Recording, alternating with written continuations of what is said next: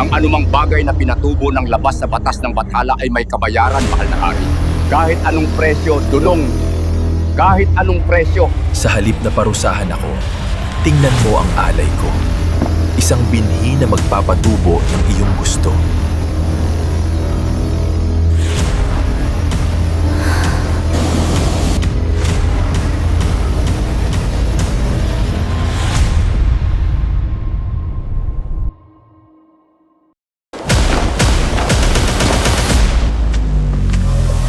Bumalik ka na sa pinagmulan mo.